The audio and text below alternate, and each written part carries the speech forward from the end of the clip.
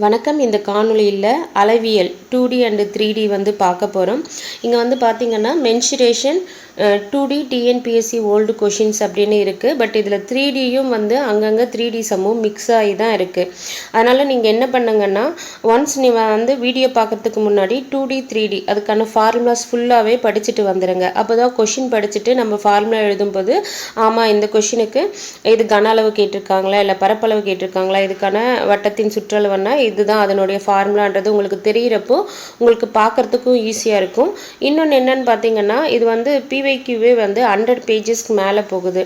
அதனால் உங்களுக்கு வந்து பார்த்தீங்கன்னா மினிமம் வந்து 10லேருந்து 15க்குள்ளே வீடியோஸ் வந்து வரும். ஸோ 2D 3Dக்கே வந்து பார்த்திங்கன்னா இதுக்கு முன்னாடி பர்சன்டேஜ் டைம் அண்ட் ஒர்க்கெல்லாம் மேக்ஸிமம் வந்து 7 வீடியோ 5 வீடியோ அப்படின்னு பார்த்துருப்போம். பட் இந்த டாப்பிக்கு வந்து 2D 3D ரெண்டுமே சேர்ந்து வந்து பார்த்திங்கன்னா 10லேருந்து 15 வீடியோ போகிறதுக்கான வாய்ப்புகள் இருக்குது. இன்னொன்று வந்து இது எல்லாருக்குமே கொஞ்சம் கஷ்டமான சப்ஜெக்ட்ன்றதால ஒரு வீடியோ வந்து 20லேருந்து 25 நிமிஷத்துக்குள்ளே நான் முடிக்க பார்க்குறேன். ஏன்னா வந்து அதுக்கு மேலே நான் வந்து டைம் எடுத்துகிட்டு ஒரு லாங் வீடியோ போடுறேன்னா பார்க்குற உங்களுக்கே ஒரு குறிப்பிட்ட ஒரு 10 மினிட்ஸ் 15 மினிட்ஸ் தாண்டும் போது இன்ட்ரெஸ்ட் இல்லாமல் போயிடும். ஏன்னா ஒவ்வொரு சம்முக்குமே நம்ம ரொம்ப யோசிக்க வேண்டியதாக இருக்கும்.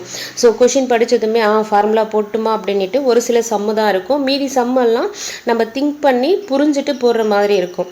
அதனால் மேக்ஸிமம் நான் 20 to 25 மினிட்ஸ்க்குள்ளே வந்து முடிக்க பார்க்குறேன். ஃபஸ்ட்டு கொஷின் வந்து பாருங்கள், ஒரு செவ்வக வடிவ வயலின் பரப்பளவு 240 மீட்டர் ஸ்கொயர். அதனுடைய நீள பக்கத்திலிருந்து 8 சென்டிமீட்டர் குறைந்தால் அது ஒரு சதுரமாகும். அதன் நீளம் அகலம் முறையே என்ன அப்படின்னு கேட்டிருக்காங்க. இப்போ வந்து பாருங்கள், செவ்வக வடிவ வயலின் பரப்பளவு. அப்போ செவ்வகத்தின் பரப்பளவு நம்மளுக்கு தெரியணுமா? செவ்வகத்தின் பரப்பளவு வந்து எவ்வளோன்னு பார்த்தீங்கன்னா எல்பி அப்படின்னு எழுதுவோம். ஸோ எல்பி தான் வந்து 240 மீட்டர் ஸ்கொயர் அப்படின்னு கொடுத்துட்டாங்க. அதுக்கப்புறம் என்ன சொல்லியிருக்காங்க, இப்போ செவ்வகம் இப்படி இருக்குன்னா அதன் நீளத்திலிருந்து 8 சென்டிமீட்டர் குறைக்கிறாங்க.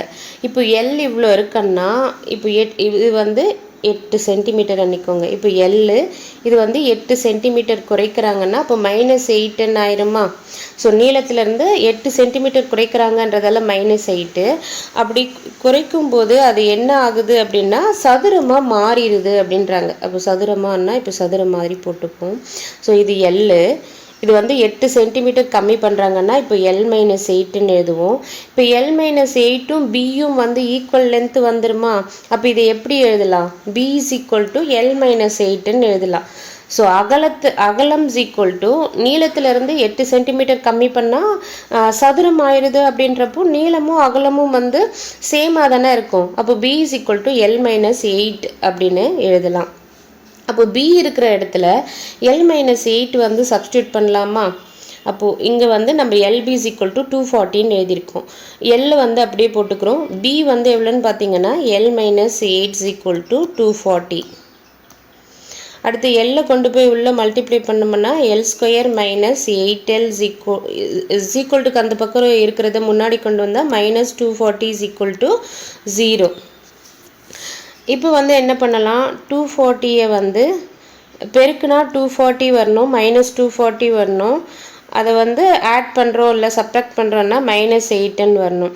24 அன்னதுமே நம்ம எதில் அடிக்கலாம்? 12 4 24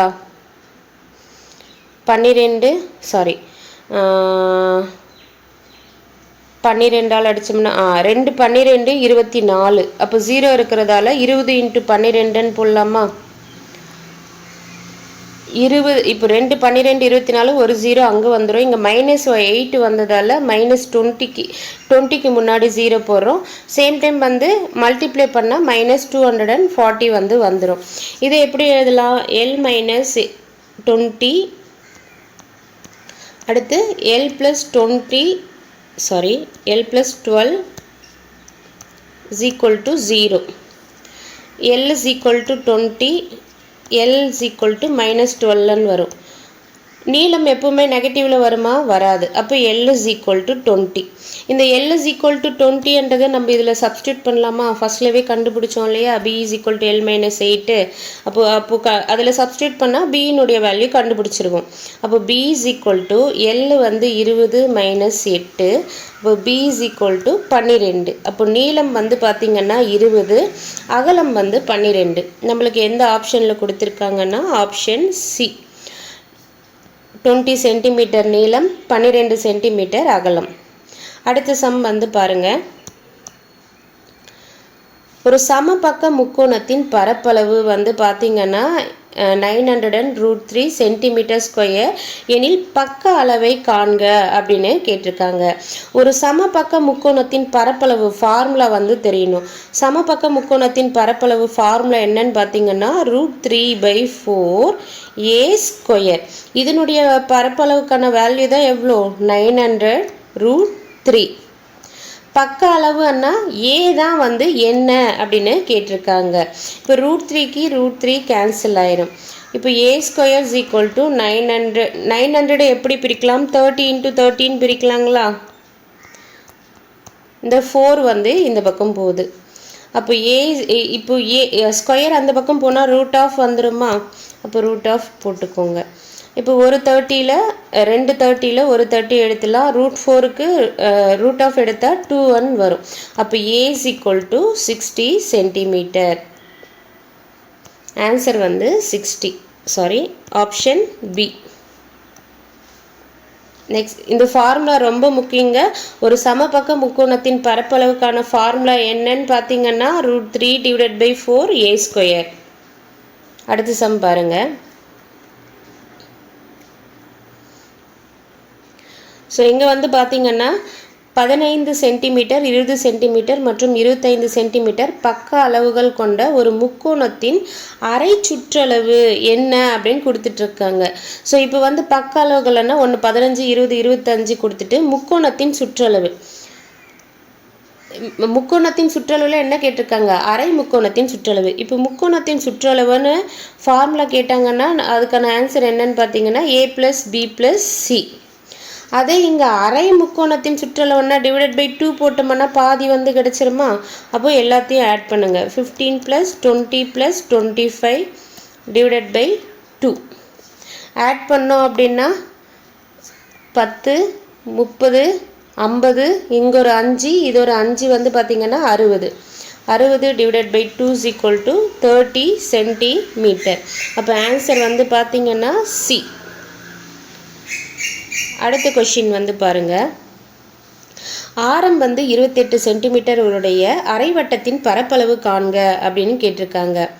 அப்போது அரைவட்டத்தின் பரப்பளவு வந்து நம்மளுக்கு தெரியணும். வட்டத்தின் பரப்பளவு வந்து πr². அப்போ அரைவட்டத்தின் பரப்பளவுக்கான ஃபார்முலா வந்து பார்த்திங்கன்னா πr² / 2. ஸோ இந்த அரைவட்டத்தின் பரப்பளவு ஃபார்முலாவில் போட்டோம். ஆரம் வந்து கொடுத்துட்டாங்க. ஆரம் வந்து எவ்வளோ கொடுத்துருக்காங்க? 28 சென்டிமீட்டர் வந்து கொடுத்துட்டாங்க. ஸோ இதில் வந்து சப்ஸ்டியூட் பண்ண ஆன்சர் கிடைக்கும். 22/7. ஸோ பையனுடைய வேல்யூ 22/7. கீழே 2 இருக்குது, அந்த 2 அப்படியே போட்டுக்கோங்க. ஆர் வந்து பார்த்திங்கன்னா 28 × 28. 2 7 வந்து 14. இந்த 14 இங்கே அடிச்சோம்னா 2 டைம்ஸ் வருமா? 2 14 28. அப்போ ரிமைனிங் இருக்கிறத மல்டிப்ளை பண்ணிக்கலாம். 28 இந்த 2வை கொண்டு வந்து இதோட மல்டிப்ளை பண்ணால் 44. அப்போ 28 × 44. 4 8 32, 3 2 8, 8 3 11. ஸோ மறுபடியும் சேம் வரும். 2 3 2 1. அப்போது ஆன்சர் வந்து பார்த்திங்கன்னா 1232 சென்டிமீட்டர் ஸ்கொயர் அப்படின்னு வரும். ஏன் சென்டிமீட்டர் ஸ்கொயர் வருதுன்னா 28 சென்டிமீட்டர், இங்கே ஒரு 28 சென்டிமீட்டர்னு போடுதுமா? Centimetre × centimetre, centimetre square. இதெல்லாம் பேசிக் தெரிஞ்சிருக்கும்னு நினைக்கிறேன். நம்பர்ஸ் வந்து தெளிவாக பார்த்துக்கோங்க. அடுத்த சம் வந்து பார்ப்போம். இதுக்கு ஆன்சர் வந்து பார்த்திங்கன்னா C 1232 சென்டிமீட்டர் ஸ்கொயர். அடுத்த சம் வந்து பாருங்கள். அடுத்த சம் வந்து பையின் மதிப்பு 22/7 எனில் ஆரம் 35 சென்டிமீட்டர் கொண்ட அரை வட்டத்தின் பரப்பளவு என்ன அப்படின்னு கேட்டிருக்காங்க. இப்போ மேலே பயன்படுத்தின அதே ஃபார்முலா தான். அரை வட்டத்தின் பரப்பளவு வந்து πr² / 2. ஆரம் வந்து 35n கொடுத்துட்டாங்க. பை வந்து 22/7. இங்கே இருக்கிற 2 அப்படியே எழுதிக்கிறோம். r² வந்து 35 × 35. இது வந்து 7ஆல் அடிச்சோம்னா 5 7 35. 2 கொண்டு போய் இங்கே அடிச்சோம்னா 11 டைம்ஸ். ஸோ 11 × 5 வந்து 35ன்னு வரும். இங்கே ஒரு 11 × 5 வந்து 55. இங்கே ஒரு 35 இருக்குது, அதை எடுத்து எழுதிக்கோங்க. ஸோ இதை வந்து மல்டிப்ளை பண்ணோம்னா ஆன்சர் கிடைச்சிரும். 5 3 15 5 5 25, 2 3 5 15, 2 17, 5 5 25, 2 3 5 15, 2 17, 5 12 1 9 1. அப்போ வந்து 1925 சதுர சென்டிமீட்டர். ஆப்ஷன் வந்து பார்த்திங்கன்னா பி வந்து கரெக்டான ஆன்சர். நெக்ஸ்ட் சம் வந்து பாருங்கள். விட்டம் 14 சென்டிமீட்டர் கொண்ட அரை வட்டத்தின் பரப்பளவு என்ன அப்படின்னு கேட்டிருக்காங்க. அரை வட்டத்தின் பரப்பளவுக்கான ஃபார்முலா πr² / 2. இங்கே விட்டம் d = 0.14 கொடுத்துட்டாங்க. அப்போ r தெரியணும்னா d / 2. அப்போ 0.14 / 2 அப்படின்னு போட்டோம்னா 0.1ல் 2 வந்து இல்லை. அப்போ 0, 14ல் 2 வந்து 7. அப்போ r வந்து பார்த்திங்கன்னா 0.07. அப்போ பை வேல்யூ 22/7 இங்கே 2 இருக்குது. இன்ட்டு r வந்து 0.07 × 0.07. இப்போ 2 கொண்டு போய் இங்கே அடிச்சோம்னா 11 டைம்ஸ் வரும். அதே போல் 7 கொண்டு போய் இங்கே அடிச்சோம்னா 0.01 டைம் வரும். அப்போ இதெல்லாம் மல்டிப்ளை பண்ணோம். 11 × 0.07 × 0.01. இந்த 1 இருக்கிறதால அப்படியே மல்டிப்ளை பண்ணி நான் ஈஸியாக போட்டுருவேன் அப்படின்ற பட்சத்தில் பிரச்சனை இல்லைங்க. ஏன்னா இங்கே 2 0 இருக்குது, இங்கே 2 0 இருக்குது. அப்போ புள்ளி வைக்கும்போது 4 0 தள்ளி புள்ளி வைக்கணும். இல்லை எனக்கு வந்து கன்ஃபியூஸ் ஆகும், தப்பு பண்ண வாய்ப்பு இருக்குன்னா மல்டிப்ளை பண்ணிடுங்க.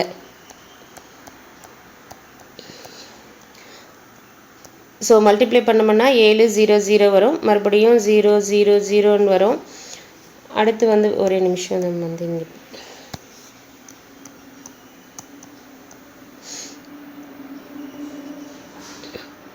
ஸோ இதை வந்து ஆட் பண்ணோம் அப்படின்னா 7 0 0 0. இங்கே வந்து 1 2 3 4 ஸ்தானம் தள்ளி புள்ளி வைக்கிறதால இதனுடைய வேல்யூ என்னன்னு வருது? 0.0007 வருது. இப்போ வந்து 0.0007 × 11ஆல் மல்டிப்ளை பண்ணணும். மல்டிப்ளை பண்ணோம்னா மறுபடியும் எழுதிக்கோங்க. ஏன்னா ஆப்ஷன் வந்து பாருங்களேன், எல்லாமே வந்து 7 முடிகிறதா வருது. பாயிண்ட்டுக்கு அப்புறம் என்ன வருதுன்றது தான் நம்மளுக்கு முக்கியம். அதனால் நீங்கள் தப்பு பண்ண மாட்டிங்கன்னா நீங்கள் அப்படியே மல்டிப்ளை பண்ணி 40 தள்ளி வருதுன்றதை நீங்கள் கரெக்டாக வச்சிங்கன்னா பிரச்சனை இல்லை, பார்த்துக்கோங்க. இது வந்து மல்டிப்ளை பண்ணோம்னா 700 வரும். மறுபடியும் 7000 வரும். 7 7 1 2 3 0.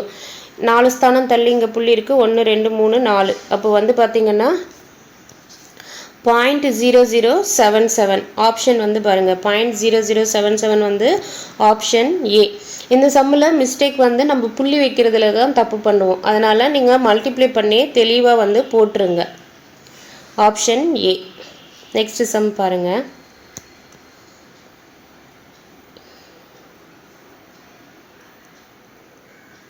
ஸோ இதில் என்ன சொல்லியிருக்காங்கன்னா 12 சென்டிமீட்டர் பக்க அளவு கொண்ட கனச்சதுரத்தின் பக்கப்பரப்பு என்ன அப்படின்னு கேட்டிருக்காங்க.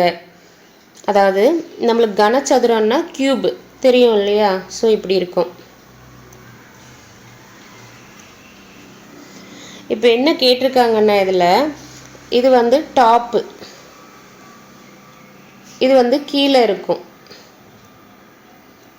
இந்த பகுதி நம்மளுக்கு கேட்டிருக்கிறது இந்த மேலேயும் கீழேயும் இல்லாமல் சுற்றி 4 பக்கம் கவர் ஆகும் இல்லையா? அதனுடைய கனச்சதுரத்தின் பக்க பரப்புன்னா பக்கங்களில் இருக்கக்கூடிய பரப்பு தான். மேலே இருக்கிறதோ கீழே இருக்கிறதோ நம்ம எடுக்கக்கூடாது.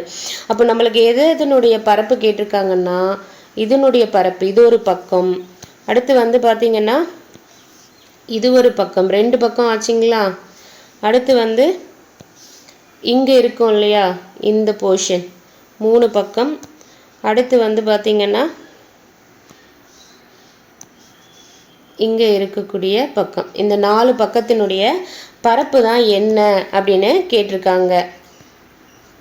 அப்போ கனசதுரத்தின் மொத்த பரப்புன்னா பார்த்தீங்கன்னா கனசதுரத்தின் மொத்த பரப்பு அப்படின்னா 6a². அதே கனசதுரத்தின் பக்க பரப்பு, கனசதுரத்தின் பக்க பரப்புன்னு கேட்டாங்கன்னா 4a². ஏன்னா இந்த இந்த இந்த ஸ்கொயர் மட்டும் நம்ம எடுத்தோம்னா என்னன்னு எழுதுவோம், இதனுடைய பரப்பு a²ன்னு எழுதுவோமா. அப்போ 4 பக்கம், அப்போ a² + a² + a² + a², 4 பக்கத்துக்கானது கண்டுபிடிக்கணுமா. அப்போது 4a². ஸோ இது இந்த 4a² தான் பார்க்க போகிறோம். இப்போ 4 × a² அவங்க பக்க அளவு 12 சென்டிமீட்டர்னு கொடுத்துட்டாங்க. அப்போது 12² = 12 12 144. 4 கொண்டு போய் மல்டிப்ளை பண்ணோம்னா 4 16 1 4 16 1 17 1 4 1 5 576 சென்டிமீட்டர்². ஆப்ஷன் சி கரெக்டான ஆன்சர் வந்து ஆப்ஷன் சி. நெக்ஸ்ட் சம் வந்து பாருங்கள். இதில் வந்து 9 சென்டிமீட்டர் ஆரமுள்ள ஒரு வட்டத்திலிருந்து 140 டிகிரி மைய கோணம் கொண்ட ஒரு வட்ட கோண பகுதியை வெட்டி எடுத்து அதன் ஆரங்களை ஒன்றிணைத்து ஒரு கூம்பாக்கினால் கிடைக்கும் கூம்பின் வலைப்பரப்பை காண்க அப்படின்னு கேட்டிருக்காங்க. ஸோ வட்டத்திலிருந்து, அதாவது இப்படி ஒரு வட்டம் இருக்குது, அதில் என்ன பண்ணுறாங்கன்னா 140 டிகிரி, இப்போ வந்து இதில் பாதி அப்படின்னா 180 டிகிரி, மேலே 180 டிகிரி கீழே 180 டிகிரி வரும். இப்போ இங்கே வருதுன்னா 90 டிகிரி. இவங்க என்ன சொல்லியிருக்காங்க 140 டிகிரி அப்படின்னா இங்கே வருங்களா இப்படி. ஸோ இவ்வளோ பகுதியை வந்து இப்போ வெட்டி எடுக்கிறாங்க. ஸோ இந்த பகுதியை வந்து வெட்டி எடுக்கிறாங்க. எடுத்த பிறகு அந்த வெட்டி எடுத்த பகுதியை வந்து என்ன பண்ணுறாங்களாம், கூம்பாக வந்து மாற்றினாங்கன்னா கூம்பினுடைய வலைப்பரப்பு வந்து காண்க அப்படின்னு கேட்டிருக்காங்க. ஸோ வந்து இதில் கூம்பினுடைய வலைப்பரப்புன்னா நம்ம வந்து πr/l போடுவோம், எல்லாம் வேல்யூ எல்லாம் தெரியணும். சேம் டைம் என்ன சொல்லிட்டு இருக்காங்க, இதனுடைய ஆரம் வந்து என்னன்னு சொல்லியிருக்காங்க 9 சென்டிமீட்டர் அப்படின்றதையும் கொடுத்துட்டாங்க. அப்போ நம்ம இந்த வட்டக்கோண பகுதின்னா இன்னொரு ஃபார்முலா நம்ம படிச்சிருப்போம் இல்லையா, இப்படி இருக்குது அப்படின்னா இது வில்லின் நீளம் L அப்படின்னு படிச்சிருப்போம், இது ஆர்ன்னு படிச்சிருப்போம். அப்போ வட்டக்கோண பகுதியின் பரப்பளவும் கூம்பினுடைய வலைப்பரப்பும் சேம் தான். அப்போ வட்டக்கோண பகுதி பரப்பளவில் வந்து நம்ம போட்டோம்னா கிடைச்சிரும். ஸோ இங்கே வந்து நீங்கள் வட்டக்கோண பகுதியின் பரப்பளவு ஃபார்முலா வந்து பார்த்தீங்கன்னா, ஏன்னா நம்மளுக்கு டிகிரி எல்லாம் கொடுத்துட்டாங்க, அதனால் நம்ம இந்த ஃபார்முலாவில் வட்டக்கோண பகுதியின் பரப்பளவு ஃபார்முலா வந்து பார்த்திங்கன்னா θ/360 டிகிரி πr². இந்த வேல்யூவில் போட்டோம்னா நம்மளுக்கு ஈஸியாக ஆன்சர் கிடச்சிரும். அதே கூம்பினுடைய இது வந்து கண்டுபிடிச்சாலும், இது கூம்பினுடைய வலைப்பரப்பு கண்டுபிடிச்சாலும் ஆன்சர் சேம் தான். பட் கூம்பினுடைய வலைப்பரப்பு போனோம்னா πr/l, எல்லாம் நம்மளுக்கு என்னன்னு தெரியணும். அதை விட இதில் போடுறது தான் ஈஸி. அதனால் இதில் வந்து போடுங்க. θ வந்து எவ்வளோ 140 டிகிரி வந்து வெட்டி எடுக்கிறாங்கன்னு சொல்லிட்டாங்களா. அப்போ 140 / 360. அடுத்து வந்து π வந்து 22/7, r வந்து 9ன்னு கொடுத்துட்டாங்க. அப்போ 9². அடுத்து இதை வந்து எப்படி எழுதலாம் அப்படின்னு பார்த்தீங்கன்னா 0க்கு 0 கேன்சல், 7 கொண்டு போய் இங்கே அடித்தோம்னா 2 வாட்டி வரும். இந்த 2 கொண்டு போய் இங்கே அடித்தோம்னா 1 8 18 டைம்ஸ் வரும். அதுக்கப்புறம் வந்து பார்த்திங்கன்னா அதான் ரிமைனிங் இருக்கிறத எடுத்து எழுதிப்போம். 22 / 18, 9 × 9. 9 கொண்டு வந்து இங்கே அடித்தா 2 டைம்ஸு, 2 கொண்டு போய் இங்கே அடித்தா 11 டைம்ஸு. அப்போது 11 × 9 99. அப்போ ஆன்சர் வந்து பார்த்திங்கன்னா 99. இந்த வட்டக்கோண பகுதியின் பரப்பளவு இந்த ஃபார்முலா ரொம்ப முக்கியம். θ/360 × πr². அதை வந்து தெளிவாக பார்த்துக்கோங்க. அடுத்த சம் வந்து பாருங்கள். 15 சென்டிமீட்டர் ஆரமுள்ள ஒரு வட்டத்திலிருந்து 140 டிகிரி மைய கோணம் கொண்ட ஒரு வட்டக்கோண பகுதியை ஒரு மாணவன் வெட்டி எடுத்து அதன் ஆரங்களை ஒன்றிணைத்து கூம்பாக்கினால் கிடைக்கும் கூம்பின் வலைப்பரப்பு என்ன? நீங்கள் மைய கோணம் இவ்வளோ எட்டி வட்டக்கோண பகுதின்னு வருது, இல்லை மைய கோணம் இவ்வளோ வெட்டி எடுக்கிறாங்க, அது கூம்பின் வலைப்பரப்பாக மாற்ற சொல்கிறாங்கன்னாவே நம்ம மேலே பார்த்தோம் இல்லையா, வட்டக்கோண பகுதியின் பரப்பளவுக்கான ஃபார்முலா அதில் போட்டிங்கன்னா உங்களுக்கு ஆன்சர் கிடச்சிருங்க. அதனால் நம்ம டைரெக்டாக வந்து அந்த ஃபார்முலாவில் போட்டுடலாம். ஆரம் வந்து கொடுத்துட்டாங்க 15 சென்டிமீட்டர் அன்னிட்டு. அப்போ வட்டக்கோண பகுதியின் பரப்பளவுக்கான ஃபார்முலா என்னன்னு பார்த்தீங்கன்னா θ divided by 360 into pi r square. θ வந்து 140 டிகிரி, 360 இன்ட்டு பை வந்து 22/7, ஆறு வந்து 15, ஆர் ஸ்கொயர்ன்றதால 2 வாட்டி எழுதுகிறோம். இப்போ வந்து 0க்கு 0 கேன்சல். அடுத்து வந்து பார்த்திங்கன்னா 7 கொண்டு போய் இங்கே அடிச்சோம்னா 2 வாட்டி, 2 கொண்டு வந்து இங்கே அடித்தா 18 டைம் வரும். இது 3 ஆள் அடிக்கலாமா, 6 3 18, 5 3 15, மறுபடியும் இது 3 ஆள் அடிக்கலாம், 2 3 6, 5 3 15, இந்த 2 கொண்டு போய் இங்கே அடிச்சோம்னா 11 டைம் வரும். அப்போது 11 5 55 இன்ட்டு 5, 5 5 25, 2 25 2 27. ஸோ 275 சதுர சென்டிமீட்டர். ஆப்ஷன் சி வந்து கரெக்டான ஆன்சர். இது போல் ஒரு பகுதியை வந்து 140 டிகிரி மையக்கோணம் கொண்டு வந்து அதை வெட்டி எடுக்கிறாங்க. அதுக்கப்புறம் வந்து அது கூம்பினுடைய வலைப்பரப்பை வந்து என்ன அப்படின்னு கேட்டாங்கன்னா வட்டக்கோண பகுதியின் பரப்பளவு ஃபார்முலா போட்டு θ கொடுத்துருப்பாங்க இல்லையா, எவ்வளோ டிகிரி வெட்டி எடுக்கிறோன்னுட்டு அது θ வேல்யூ 140 டிகிரின்னு எடுத்துகிட்டு ஆரம் வந்து சப்ஸ்டியூட் பண்ணால் நம்மளுக்கு ஆன்சர் கிடைச்சிடும். அதை வந்து பார்த்துக்கோங்க. அடுத்து வந்து பாருங்கள், இந்த சம்மு ஆரம் 28 சென்டிமீட்டர் உடைய அரைவட்டத்தின் சுற்றளவு என்ன அப்படின்னு கேட்குறாங்க. அரைவட்டத்தின் சுற்றளவுக்கான ஃபார்முலா வந்து தெரிஞ்சால் போதும், ஆன்சர் கொண்டு வந்துடலாம். அரைவட்டத்தின் சுற்றளவு ஃபார்முலா வந்து πr + 2r. ஆர் வந்து என்ன கொடுத்துருக்காங்க, 28 சென்டிமீட்டர் வந்து கொடுத்துட்டாங்க. அப்போ 22/7 இன்ட்டு 28 ப்ளஸ் 2 இன்ட்டு 28. 7 கொண்டு போய் இங்கே அடிச்சோம்னா 4 வாட்டி, 4 7 28. அப்போ வந்து 88 ப்ளஸ் 2 8 16 1 2 4 1 5 56. இப்போ இதை ஆட் பண்ணோம் அப்படின்னா 80ம் 50ம் ஆட் பண்ணோம்னா 130, 130 இது ஒரு 8, 138, ஒரு 6, 144. ஸோ 144. ஆப்ஷன் சி வந்து கரெக்டான ஆன்சர். நெக்ஸ்ட் சம் வந்து பாருங்கள். செவ்வக வடிவிலான 60 மீட்டர் 42 மீட்டர் பரிமாணம் கொண்ட களத்தில் ஒரு மூலையில் ஒரு குதிரை மேய்வதற்காக 14 மீட்டர் நீளம் கொண்ட கயிற்றால் கட்டப்பட்டுள்ளது. குதிரை மேயாத களத்தின் பரப்பை காண்க அப்படின்னு சொல்லியிருக்காங்க. ஸோ இது டயக்ராம் வரைஞ்சிக்கோங்க. இப்போ வந்து ஃபஸ்ட்டில் வந்து பார்த்திங்கன்னா செவ்வக வடிவம் ஒரு இடம் வந்து இருக்குது. அதனுடைய நீளம் எவ்வளோன்னு பார்த்திங்கன்னா 60 மீட்டர். அதனுடைய அகலம் வந்து பார்த்திங்கன்னா 42 மீட்டர். இதில் என்னென்னா ஒரு மூலையில் ஒரு குதிரை வந்து கட்டுறாங்க. அப்போ இந்த ஏதோ ஒரு மூலை நான் இதை வந்து எடுத்துக்கிறேன். இந்த 4 மூலையில் நீங்கள் எங்கே வேணால் கட்டிக்கலாம் குதிரையை. ஸோ ஏதோ ஒரு மூலையில் கட்டுறாங்க, நான் இந்த மூலையில் கட்டுறாங்க. 14 மீட்டர் நீளம் கொண்ட, அப்போ வந்து இங்கிருந்து ஒரு 14 மீட்டர்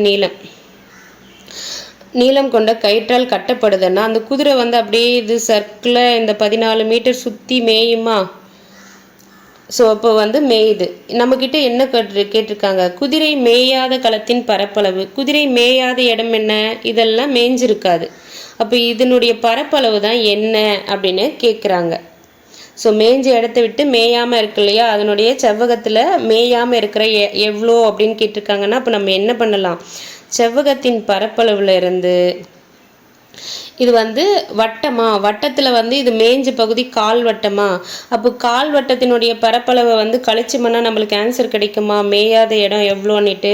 செவ்வகத்தின் பரப்பளவில் இருந்து கால் வட்டத்தின் பரப்பளவை வந்து கழிச்சோம்னா ஆன்சர் கிடைச்சிரும்.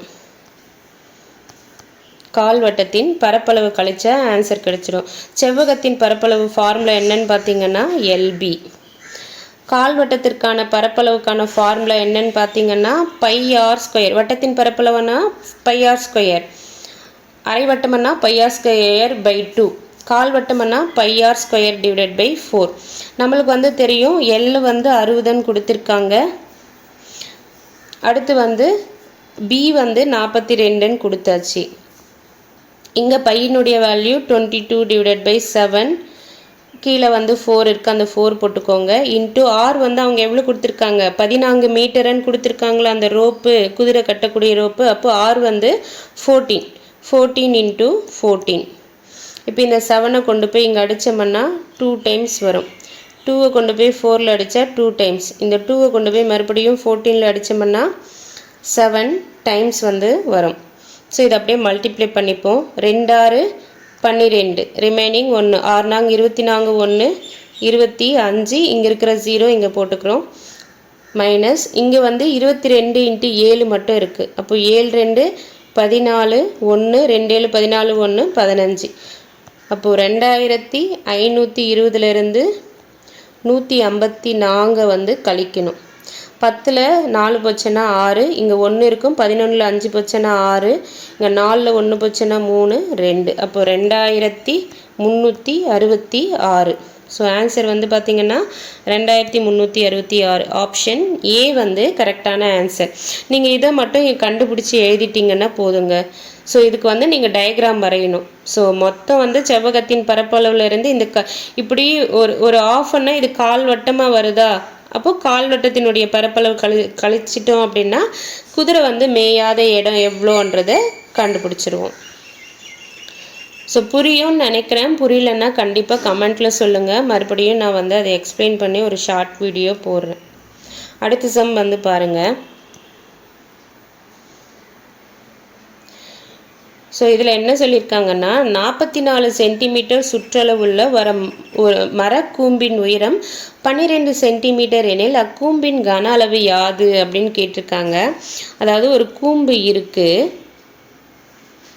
இதனுடைய உயரம் வந்து பார்த்திங்கன்னா அவங்க எவ்வளோன்னு சொல்லிட்டாங்க 12 சென்டிமீட்டர்னு சொல்லிட்டாங்க. கூம்பின் கன அளவு காண்க அப்படின்னு கேட்டிருக்காங்க. கூம்பின் கன அளவு ஃபார்முலா வந்து பார்த்திங்கன்னா 1/3 பை ஆர் ஸ்கொயர் ஹெச். இது கூம்பின் கன அளவு. நம்மளுக்கு வந்து சுற்றளவு கொடுத்துருக்காங்க. அது எதனுடைய சுற்றளவு கொடுத்துருக்காங்கன்னா இந்த கீழே இருக்கு இல்லையா இந்த சர்க்கிள். இப்போ நம்ம ஐஸ்கிரீம் வாங்குகிறோம், அந்த கோனுடைய மேலே ஒரு சர்க்கிள் இருக்கும் இல்லையா, அந்த சர்க்கிளினுடைய சுற்றளவு தான் 44 அப்படின்னு கொடுத்துருக்காங்க. அப்போ வட்டம் கீழே இருக்கிற இது வந்து வட்டம் வருமா, அப்போ வட்டத்தின் சுற்றளவு தான் 44 அப்படின்னு சொல்லியிருக்காங்க. வட்டத்தின் சுற்றளவு ஃபார்முலா என்னன்னு பார்த்தீங்கன்னா 2πr.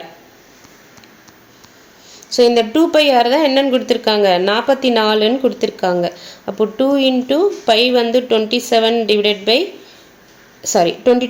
7 இன்ட்டு ஆர் தான் வந்து இதிலிருந்து கண்டுபிடிக்க போகிறோம்.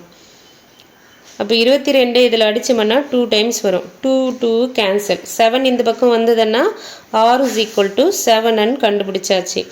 இது வந்து நம்ம இங்கே இந்த ஃபார்முலாவில் கூம்பின் கன அளவு ஃபார்முலாவில் சப்ஸ்டியூட் பண்ணால் ஆன்சர் கிடச்சிரும். ஸோ இங்கே போடுற சைடில் வந்து பாருங்கள் 1/3 பை வந்து 22 டிவைடட் பை 7, ஆர் வந்து 7ன்னு கண்டுபிடிச்சிருக்கோம். 7 இன்ட்டு 7. ஹெச் வந்து கொஷின்லேயே கொடுத்துட்டாங்க 12 அன்னிட்டு. 7க்கு 7 கேன்சல். 3 கொண்டு போய் இங்கே அடித்தோம்னா 4. அப்போ ரிமைனிங் இருக்கிறது 4 கொண்டு வந்து 22ஓட பெருக்கணும்னா 88 இன்ட்டு 7ன்னு வரும். 8 7 56, 5 8 7 56, 5 61. அப்போது 616. ஆப்ஷன் வந்து ஏ. கரெக்டான ஆன்சர் வந்து ஆப்ஷன் ஏ. ஸோ நீங்கள் இதை மட்டும் பார்த்துக்கோங்க. ஸோ இதனுடைய சுற்றளவு தான் நம்மளுக்கு 44 அப்படின்னு கொடுத்துருக்காங்க. 9 சென்டிமீட்டர் ஆரமுள்ள ஒரு திண்ம குளத்தை கொண்டு அதே ஆரமுள்ள கூம்பாக செய்யப்பட்டால் அக்கூம்பின் உயரம் யாது என்றதை நெக்ஸ்ட் வீடியோவில் வந்து பார்ப்போம். தேங்க்யூ.